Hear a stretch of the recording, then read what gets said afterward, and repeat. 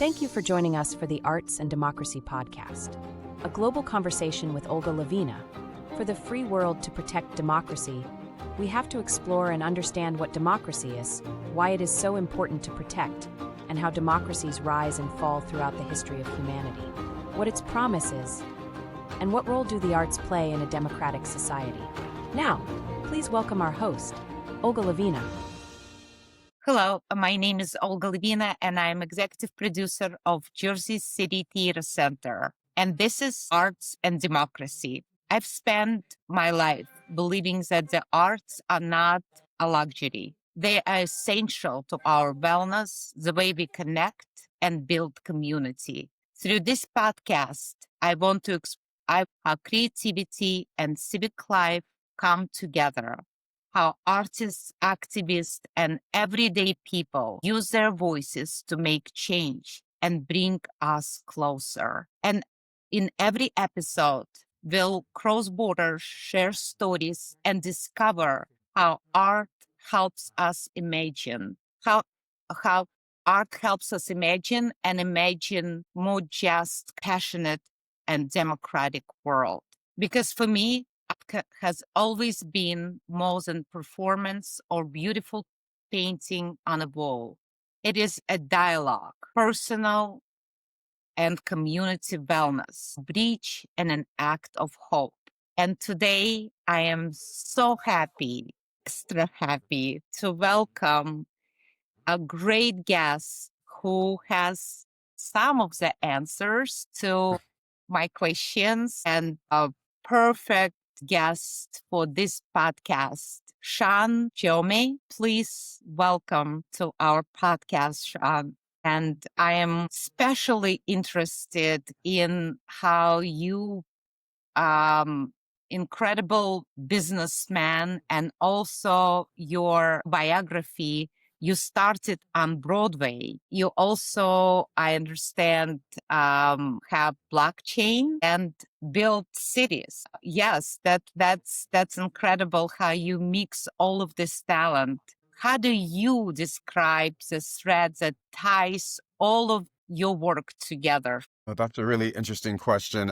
First of all, good morning, Olga. Thank you for inviting me to be part of this podcast. I think it's a very important topic for our times, and I appreciate that you are reaching out and starting this dialogue and continuing this dialogue, which I think has been going on for a long time and is particularly important to our time. So that's a very good question. In the arts world, I think if I can answer this question in two different ways, I would like to do that. Well, when it comes to creativity in the arts, I think the thread that connects my history and story is connection, community, and our collective story. I was born and raised in Iran until the revolution in 1979 and 1980. My mother, my brother, and I moved out to California. So this is the other way that I would like to actually present the thread that connects my story to the creativity and the arts, is that I see myself as a child of revolution. And what I mean by that is revolutionary change. Quite literally, in Iran growing up, it was revolution. We left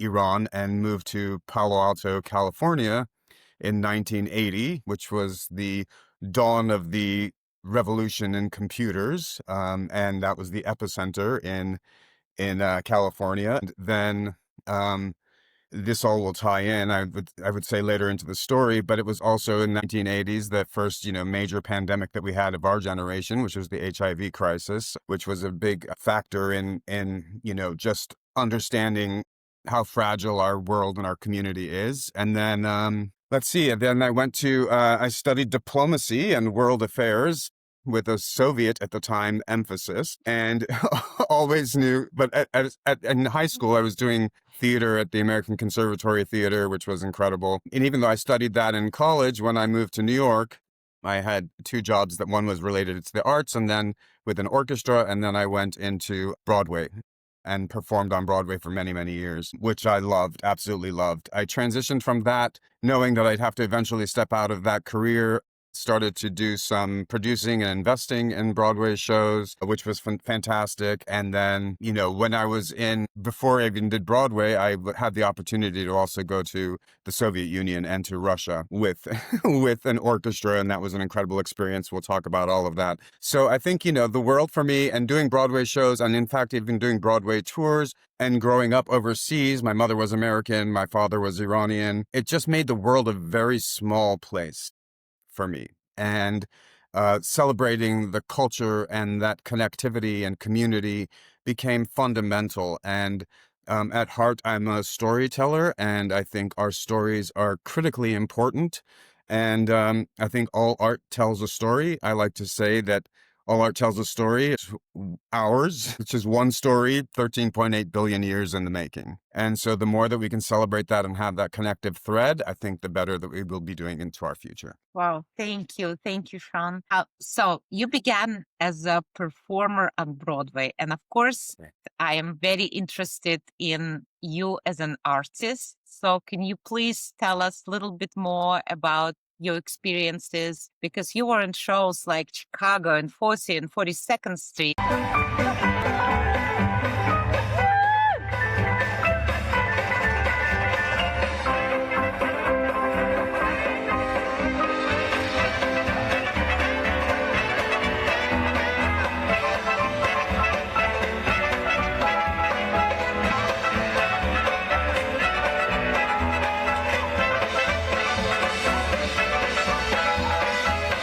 What did the stage teach you about collaboration, about humanity, about democracy? I would really love to hear that. Yeah, absolutely. So, as you know, doing any Broadway show or any theatrical production is a, collaborative art. And that's something that's often forgotten when you watch a movie or when you see a show. You're not really just looking at the performers. What you're seeing is the artistry behind the choreography, the artistry behind the set design, the costume design, the writing, the lighting, the sound design. I mean, it's all of these phenomenal artists coming together to create magic and to create a world that transports you and informs you and helps you grow and has, and you can have an emotional reaction to it.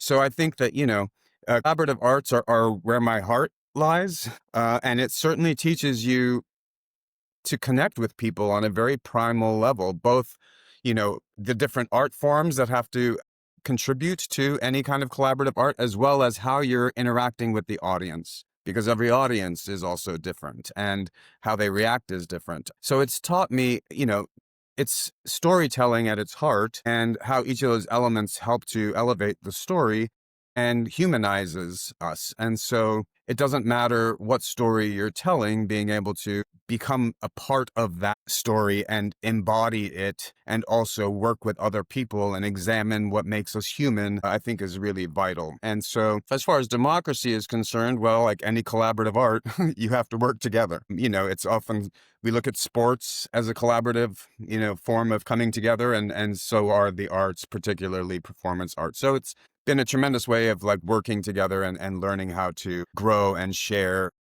an experience. Wow. Thank you. Thank you, Shawn. And why did you transition from Broadway to development, to producing, and how was that transition for you? And It's a also, very good question. Yeah. why did you start to travel to Iraq and Iran, to those parts of the world where I know you have the roots, but at the same time can be also dangerous, right, at times. So Right. I would love to know, how was that transition and why? So, as a Broadway performer, we all know that it's, a limited lifespan. And so there reaches a point at which you naturally will transition out of the art form. Not for everybody, but for the majority of people. And so I knew that I wanted to be doing something that still I can contribute artistically and otherwise. I have had great fortune in my life, to be able to work on Broadway. While I was doing Chicago on Broadway, I started to think about what was next. So I was actually approached by a friend who had asked me to listen to some music for He was in marketing, and he said, "Would you listen to this CD and let me know your thoughts and read this script?" And I said, "Sure." And this happened to be Lin-Manuel Miranda's In the Heights. So How incredible. it was just luck and opportunity and chance. And I listened to the music and I said, this is phenomenal. This Wow. artist not only has the ability to create impressive and beautiful rap music, which has never been on Broadway and deserves a place and a voice on Broadway, but he also had like this remarkable ability to write in the style of musical theater. And for some characters, he would write, a rap song. For others, he would write a traditional musical theater song and was telling a great and beautiful story. And I said, this has a distinct place in the Broadway canon. And so after giving him my impressions of the work, I said, I would like to invest. So I invested in that show, which was the first show that I had invested on Broadway. It did phenomenally well. And since then, obviously, Lin-Manuel has become an enormous sensation with Hamilton and everything that he does and how he gives back to the community as well. So that was a remarkable first foray into the investing side while I was performing on Broadway. Simultaneously, I started to go to the MFA program at NYU for writing, for theatrical writing. So I was doing that. And also at the same time, and I was just putting irons in the fire to see what sticks and what I'd like to do. Then I also started with some family friends who actually have a big development firm, real estate development firm in New York, started investing with them in some small projects in New York just to learn their business and, considering getting out of what my next step is out of. In the interim, I had the great fortune of, investing in and producing multiple Broadway shows, which included Driving Miss Daisy with Vanessa Redgrave and James Earl Jones, which was phenomenal, and American Idiot, and what else? Yeah, which I loved. I love it. And Oh, did you enjoy that? yes. The West Side Right. Story revival I was a part of, and I'm still right now a part of Book of Mormon, which I thought was phenomenal. Yes, I love that show too. And I thought, like, what an exciting, for me, it was always exciting to, keep the old voices that were staples alive and bring new voices into the Broadway community. And so that was exciting to me about the Book of Mormon, what was exciting to me about In the Heights. I just loved new voices coming onto the Broadway scene. And I've been very fortunate on that front and very blessed to have been a part of these productions. So then I done some small real estate development projects with these family friends that own a company called the Claremont Group. And they came to me and they said, we have a big project in Iraq, in Kurdistan. Would you like to participate? And I said, of course. It was exciting to me. I love to take risks. And the thought of going back to the Middle East with something so phenomenal was exciting as well. And so I had my last performance in Chicago, and 2 weeks later, I was in Iraq. Wow. And how was that first? What did you think about Iraq when you just came, and how that changed this time? But when I went there, I was in northern Iraq in the city of Erbil, which is Kurdistan. And the Kurds have had a long and very troubled history in the region, which we can get into.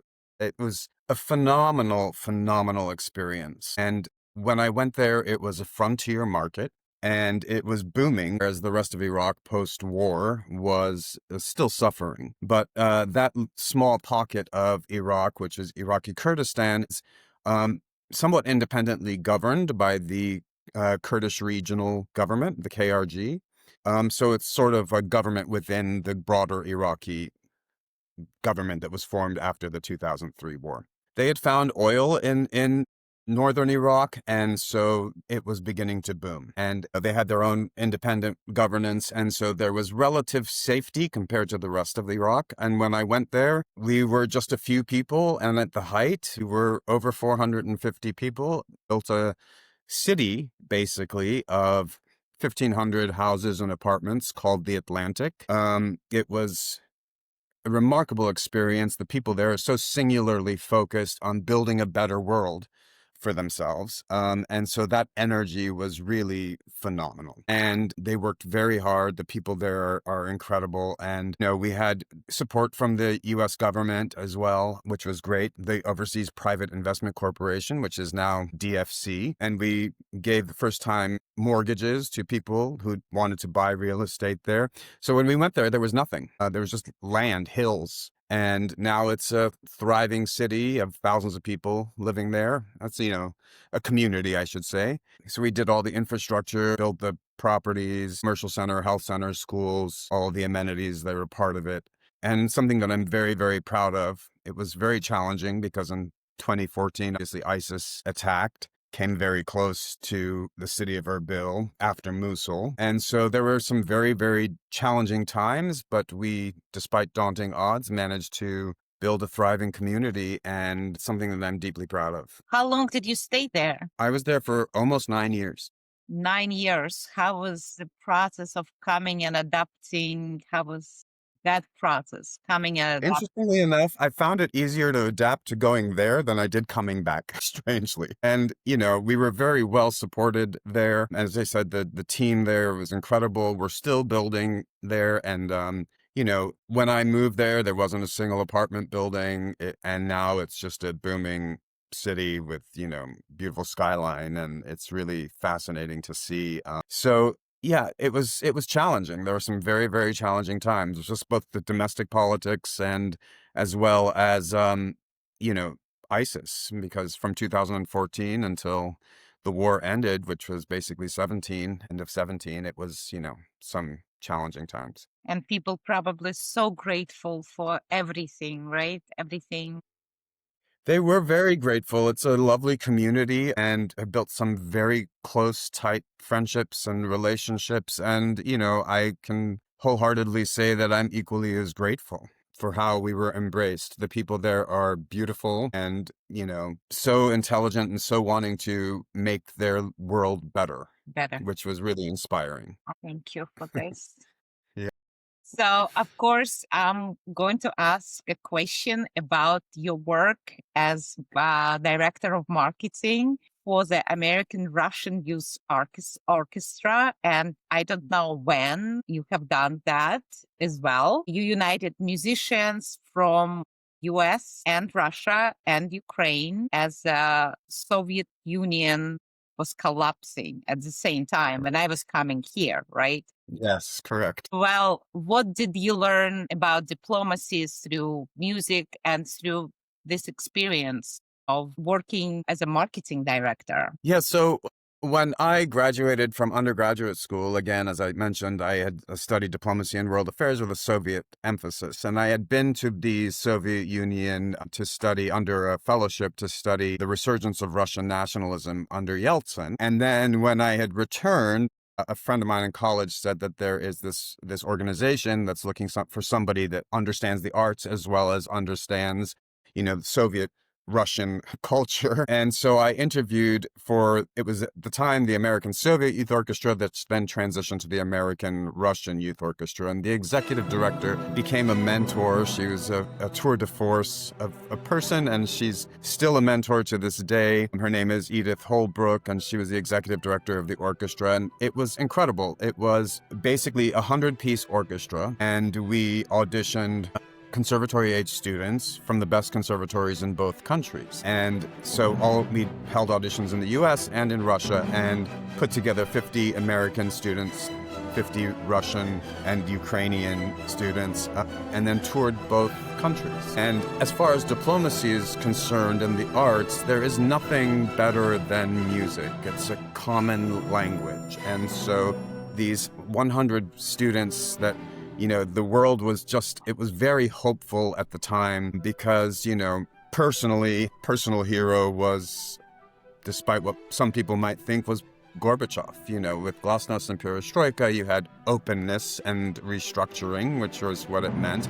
And it was ushering in a world with, of cooperation and collaboration and probably the greatest period of peace that we've had. And so as far as diplomacy is concerned, when you can bring together 100 kids to get to know each other and to work under the maestros like Leonard Slatkin and Valery Gergiev and, Hugh Wolf, and these are the best in the world. We were celebrating Russian music as well as American music, and that was the entire, what we would present. And then we toured both countries. So, New York, Washington, D.C., Miami, Novosibirsk, Moscow, St. Petersburg, Ekaterinburg. We went all around both countries, and it was a tremendous, tremendous experience. And our executive director, an incredible woman who was able to raise lots of money to make this a reality and did it for multiple years. She would go in, as the Soviet Union was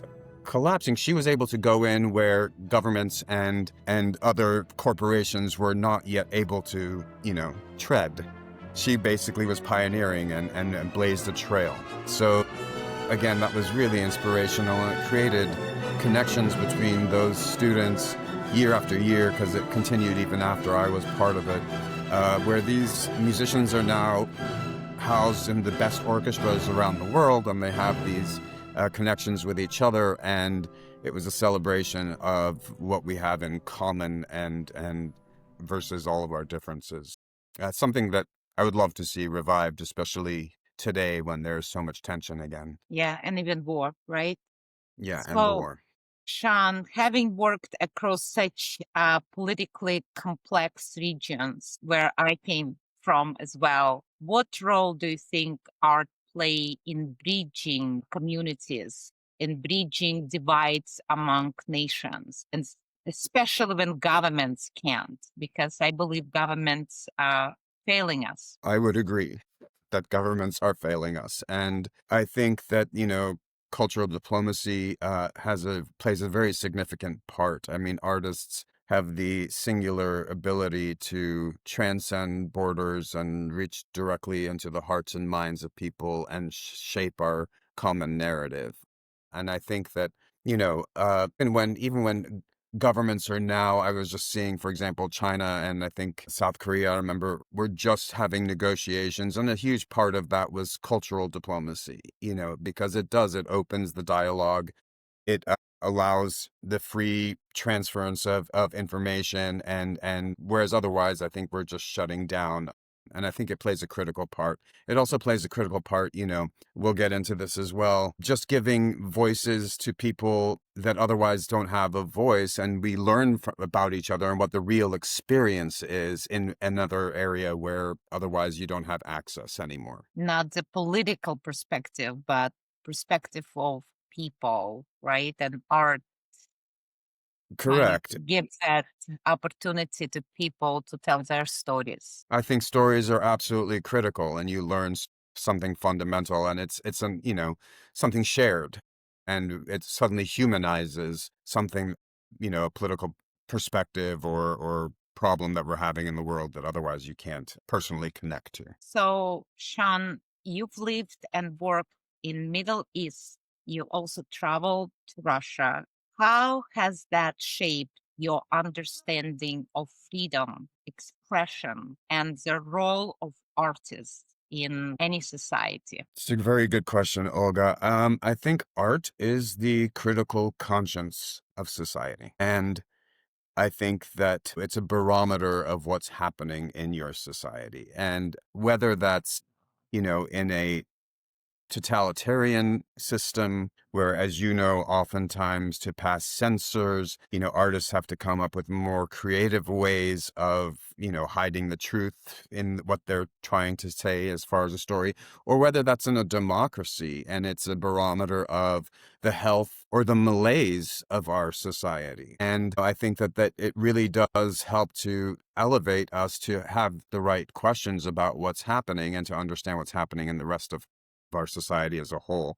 So I think artists play a tremendous role in society. They always have. I also believe that the arts and sciences are very closely related, perhaps in opposite perspectives. That's the sciences take the realm of possibility and bring it down to the fact. Artists can take a fact and expand it into what the realm of possibility is. And so they think they play a critical function with each other. And so, to me, again, as I said, all arts tell a story, and I think art is a pursuit of truth. Pursuit of truth. And what about when it comes to our personal freedoms and community freedoms? I think when it comes to personal freedom, it's critical for democracy because these are the voices that, are constantly asking questions. Arts, ask the right questions, and same as the sciences do. And I think it's, anywhere where you see that somebody's freedom is being taken away or their ability, for example, recently with all of the comedians that we saw that, are being canceled, it speaks poorly to the health of a society and a culture. And it's something that should be seriously resisted. I think it's critical that we have the voices to be able to continue the dialogue and shape what it is that the narrative is. Thank you, Shawn. Of course, my next question is going to be about the development because I see that also as somewhat art. And if I can, I would call you developer of arts and buildings, I guess, right now, right? Correct. How do you define all of this combined together and how you utilize all your talents? How arts help your development? Can you talk or development your work that you're doing now? Sure. So when I came back from Iraq after almost 9 years there, we're still building there as far as real estate development is concerned, and I think that community is still very important, and that's part of what we're building. But when I came back, the experience there had again brought to the surface the fact that I think community and connection are critically important wherever you are. And so when I came back to the United States, I had started to create an arts platform, and we'll talk about that a little bit more, but it was a platform for artists to be able to do digital arts. And I had gone back to Iraq and done basically a digital art festival there. Mm-hmm. And, had I not been there for 8.5 years, getting to know the government there and having them have a deep trust in what it was that I was doing and bringing, they would not have allowed, I don't think, that to have occurred either. And that was something that I'm also proud of. So it was, it was a digital art festival at the time.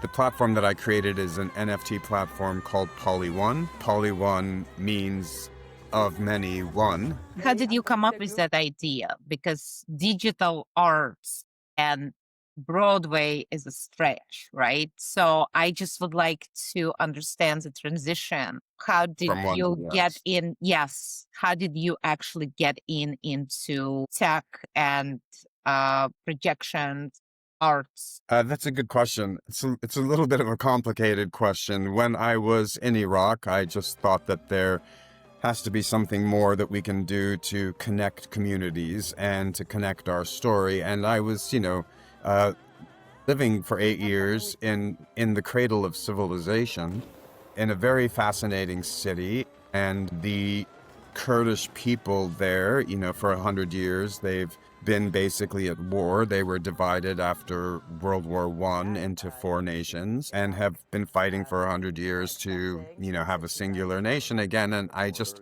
was thinking to myself that there is, in this day and age, there is, we can't deny people the right to self-determination. And the story of the Kurdish people was so tremendous to me that, they, for 100 years while I was there, they had the first referendum on independence in Kurdistan, which was then squashed. But it was a historic day for them. And it was a day that brought them great pride. And in northern Iraq, in Kurdistan, certainly after Desert Storm and the creation of the no-fly zone that we put over the Kurdish people, or the Kurdish region, I think that what had happened was their story is tremendous, and they, as I said, are singularly focused to creating a better world.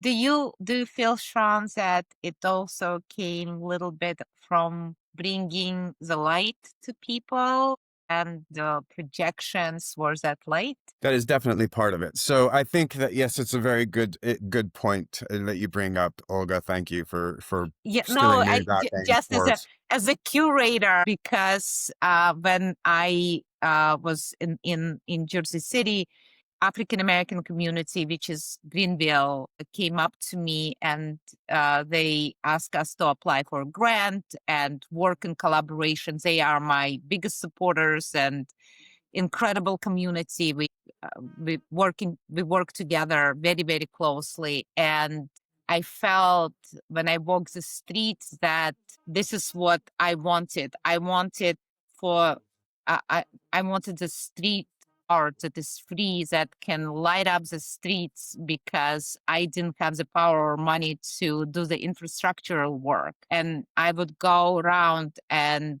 think how important it is, the history and the roots of a person, because I knew exactly where I came from. And every artist had about 50 interviews with artists I spoke about the missing roots. And some of them even cried, like, I don't know where I'm coming from. And I wanted to kind of bring and highlight that history and buildings everywhere in the community. So I don't know, but I feel connected to you in terms of like when you see that people struggle and something lost, right? What do you do? And they have no money or cultural habit to go to theaters as we do. Right. So that's how I relate to a little bit. Yeah. So, I mean, to explain a little bit, I had started to become aware of blockchain technology while I was there. And it was a very dark time that I was coming out of, having, been there through ISIS and seeing all that and understanding the story of the Kurdish people and, understanding the history and the weight of where we were in both of our time as well as in Kurdistan specifically. And so what had happened was I wanted to create a platform as I became aware of blockchain technology and specifically NFTs, which are non-fungible tokens. What I started to discover was that there was a tremendous renaissance occurring in the world of art because of blockchain technology. And it's changing the systems and institutions and the rails of the economy. That's what blockchain technology is doing. But at the same token, the use cases for blockchain became NFTs. And what was really incredible was to hear all these artists all around the world that were connecting through this new technology and being able to share their art. And it was giving them a window to the rest of the world and giving the rest of the world a window into them. And I thought that this is a tremendous technology and a way to connect people throughout the world through art. So I started to get more and more involved with that. And then I decided to build a platform called PolyOne, which means it's apropos to the topic. I mean, PolyOne means of many one, which is e pluribus unum, which again is, talking about our democracy and the health of democracy and how arts are critical to that conversation. So, and then the platform was meant to give back. So it was meant as a way to help to foster creativity and to give people provenance and in the digital world, as well as connect people. And it's a peer-to-peer platform. And then, the proceeds of which were meant to go in and do other things that were good. As part of PolyOne, and you're correct, I wanted to bring some light into the world. And so I created the Color and Light Festival. And the first festival that we had was in Iraq, again, because I was there and the idea for this platform came to me while I was in Iraq. It really, to a degree, belongs there as well. And I was building the story of the platform. And I thought, well, how wonderful. We'll have a digital arts festival. And we did it on the equinox over there, which is a date that's celebrated in the Middle East, every year as the New Year. And so it's the beginning of the new year and the first day of spring light. So what we did was we project over 60 artists and musicians from all around the world who had submitted their artworks onto the ancient Citadel of Erbil. And the Citadel of Erbil is a UNESCO World Heritage Site, which is dubbed the oldest continually inhabited city on our planet, which is kind of a remarkable moniker if you think about it. For over 6,000 years, families have been living in this citadel. They've seen every empire rise, every empire fall, and the citadel is still standing. And it's believed that the citadel sits atop the temple ruins of the goddess Inanna, which throughout our story, our human collective story, turned out to be Ishtar, Aphrodite, and Venus, the goddess of love and creation, right? So I thought this is a remarkable place to tell this story. So, on Nowruz, which is the new year there, we held a digital art festival and tens of thousands of people were in the square. They'd never seen the Citadel lit up like that before, with all these remarkable artists from so many countries participating. We had also played the music of the American Russian Youth Orchestra on these tremendous speakers throughout there. And also, I had the great fortune of being in Stephen Schwartz's Children of Eden and on that recording. So we also even played music from Children of Eden at the gates of Eden. So it all connected. I mean, the audience didn't necessarily know what they were seeing, but they really loved it. And it brought, tens of thousands of people together in a place that had been through so much war and turmoil. And it lit up the night sky, and it was the largest outdoor digital art exhibition at the time in the world. So that was exciting. People have no idea what they were observing, but People had no idea what they were observing, but they loved it. Talking about diversity. Right, exactly right. And they were just seeing beautiful art on this ancient facade of this citadel, which sits above the bazaar in Erbil, which was also a route on the ancient Silk Roads of commerce, and so it was also celebrating, and this was just literally 1 month after the war with Ukraine started. So it was again a dark time, both for them personally coming out of war and for our world.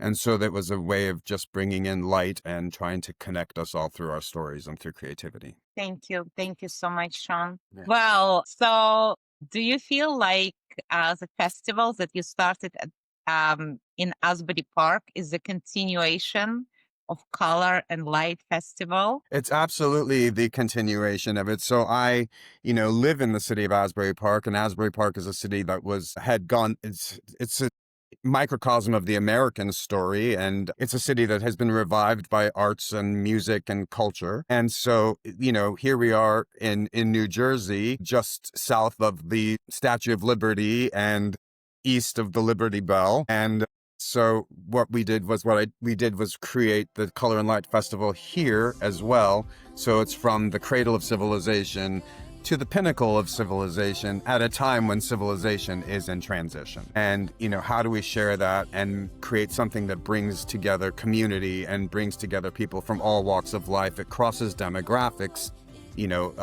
all age groups, and it was such an inspiration to see people there that are enjoying artists from all around the world. Again, we had 6 award-winning artistic teams from the Ukraine, from Belgium, from Spain, from Hungary, from America, creating these beautiful works that were made specifically for the Paramount Theater in Asbury Park. And it was, projection mapping, so it's actually made to the architecture of the theater. And then we also showed, and these were storytelling, pieces with music. And then we also had digital artists from every habitable continent on our planet from 40 different countries also exhibited at this. And it was a big success. We had close to 15,000 people. It was a free art festival, so people could just come when they wanted with their families, all age groups, and just enjoy. And so that was it was a beautiful night. So all my friends and artists and even Hudson County, and I've done, I worked with Lion Isabel for years and years and years because I very early, I don't know, maybe 10 years ago, I said no more just building sets. It's waste of money. It's waste of everything. We're going to do everything digital and projections. And Lion Isabel started designing everything for us, for Jersey City Theater Center. And it was so interesting that they all traveled from our poet laureate, everybody traveled to Asbury Park for the festival, and they all were saying, Olga, it was incredible. Lida was doing something with you, right? Thank you. Yes, Melita Rodas, the poet laureate Yeah. of Jersey City. She's become a close friend since then, and her poetry is beautiful, and she's done tremendous work for Jersey City as well. She also did an installation here with the written word, and Le Fiddler, Jose Gonzalez, who does, beautiful music with the violin. And so she did a beautiful installation with the written word and music as part of the festival, and it was one of the favorite installations that we had there. People loved that piece. Yeah. So, Shawn, what did you observe about how people in Iraq respond to public art compared to people in Asbury Park in the United States? I think that this is what was remarkable, is that the reaction to art like that is very similar. It just underscores the fact that we are all people. And when you're looking at something that's telling story, or it's music that connects us, or the reaction is incredibly similar. It brings people together. It brings something, light into the world, and a way to celebrate and connect. So, I have had experiences in the past with theater, actually, that audiences may react differently. But when it came to free public art in this project style, which is, I think, something that's taking off all around the world, I think the reaction was very, very similar, and very heartening that way. Yeah. Thank you, Shawn. Shawn, this Yeah. is something that I know very little about. So if Okay. you can explain a little bit more, but you found PolyOne, blockchain-based platform for digital artists, right? Can you tell Yes. us a little bit what it is? Sure. Blockchain technology is the technology that's underneath cryptocurrencies. So Okay. Bitcoin, Ethereum, etc. And so I think it's a remarkable technology. And I think it's actually one of the hopes for our future. As we discuss, globally, the need for institutional and systemic change, one of the biggest pillars of our society is the economy. And so our economy is going onto digital rails. As this technology was developing, one of the use cases that came out of it was creativity in arts, which was a surprise for many people. So one of the use cases is an NFT, and an NFT is a non-fungible token. But, basically what that means is that your work of art has a particular value.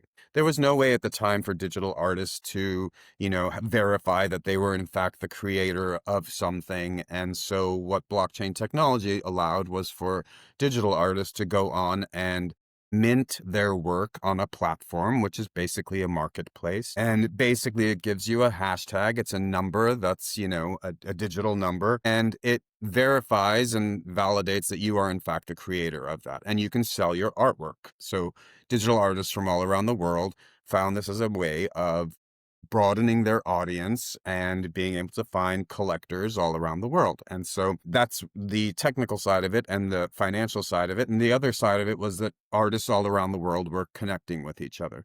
That burst onto the scene with an artist named Beeple, Mhm. and Christie's, hats off to them, identified that this gentleman was creating a work every single day, which is the mark of any artist, is that they're working on their craft daily. And they identified it and took his first 5,000 works that he had minted, and actually given many of them away for free, and created a collage of his works. And this is where the function of art in society comes into play. They sold it at Christie's. It was their first ever sale of a digital artwork, and it sold for $69.3 million in 2021, Wow. which made him the third highest living artist of all time. And that's when NFTs boomed and came onto the market in a very, very significant way. But what was fascinating that Christie's did it, is that they identified that this person, just by creating an artwork every single day, basically had cataloged our collective history for the 13 years, and the transition onto into blockchain technology and cryptocurrencies, and something that was, very important to our common and our collective story. So that's basically what it is. What blockchain does is it really democratizes art. You can see creators from all around the world, as I said, and for example, when there was the women's movement in Iran, the women that were putting out digital art from Iran, it was really fascinating to see. And so And it also creates communities. And that's a great part of what blockchain does. There are the artistic teams that come together and they release a set of NFTs that then create a community of people with like-minded interests, and or they can raise consciousness for a particular cause. And I think those things are also really valid and important. Yes, but they also both celebrated and criticized by artists and I guess buyers, right? Correct.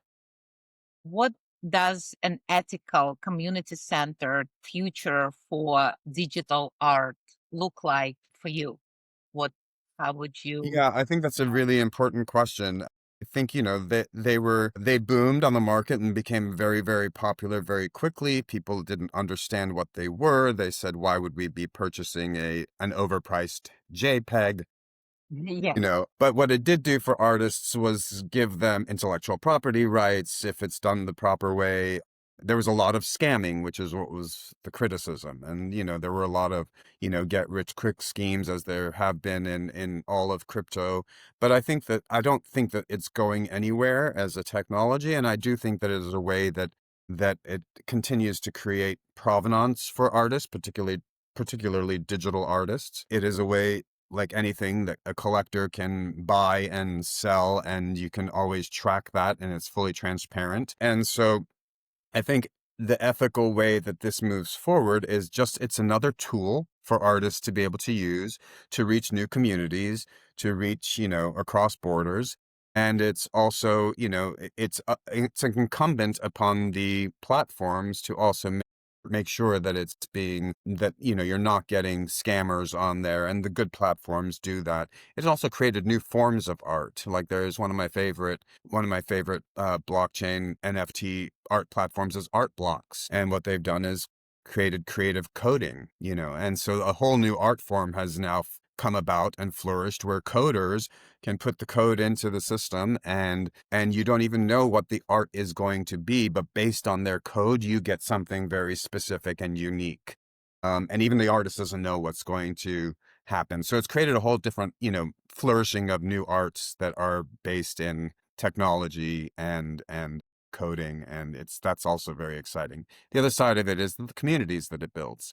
Some of them have been, let's say for women's organizations, where an artist comes together and creates X number of artworks, and then if, people can buy them and own them, and it's basically becomes something that they're proud of, they can display either digitally or in their homes. At the same token, it can raise money for something, and raise money and consciousness for some good cause. Thank you. Thank you so much, Yeah. Shawn, for explaining. I have to say that this is something I have to learn and invest more time in to learn. But you witnessed art thrive under both democracy and regimes. What do you think art reveals about health of society? That's a very good question. As I said, I think art is the critical conscience of society. And I think that, if it's a healthy society and the arts are flourishing, when you have a totalitarian system, or a system where the arts are not allowed to flourish, and you see the fear that's in the leadership of that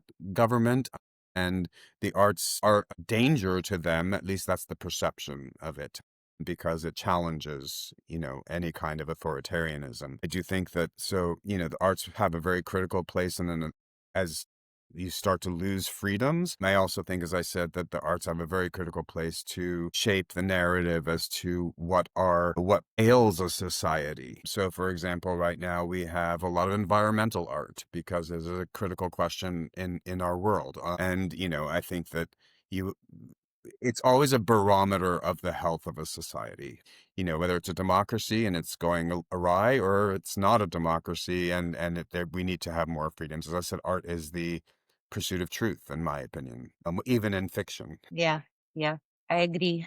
I can't agree more with you on this. So, of course, with my history with Russia, I was born in Kiev, Ukraine. My next question is, in times when culture is weaponized, whether in Russia, Iran, or even here in the US, we hear more and more conversations of not funding the arts.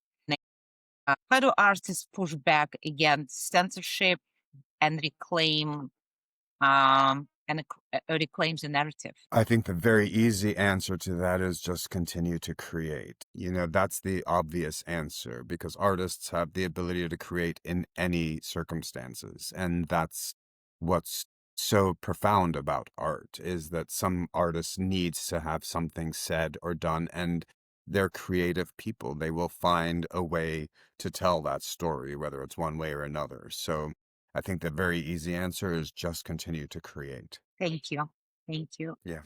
So, and my final question after a Right. live from Broadway lights Right. or ancient citadel, what gives you hope about the role of art in sustaining democracy and democracy around the world? Is it possible? Is it even Yeah, I possible? think it is. I think, it is definitely possible. And I think art has always played a critical function in, bringing humanity closer together. And I think that ultimately, as long as people continue to create and share their stories, and we have, a collective consciousness that we're critically connected with each other, connection is the key. And I think the arts do that. Thank you so much, Shawn. It's Thank you so like much, a Olga, for pleasure having me.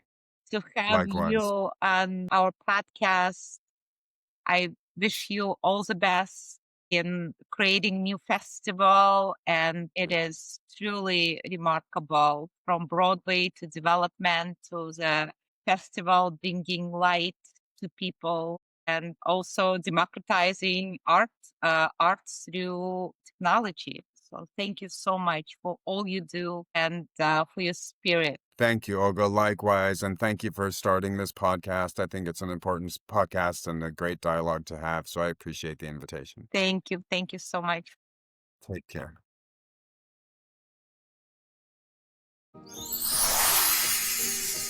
Thank you for joining us for the Arts and Democracy podcast, a global conversation with Olga Levina.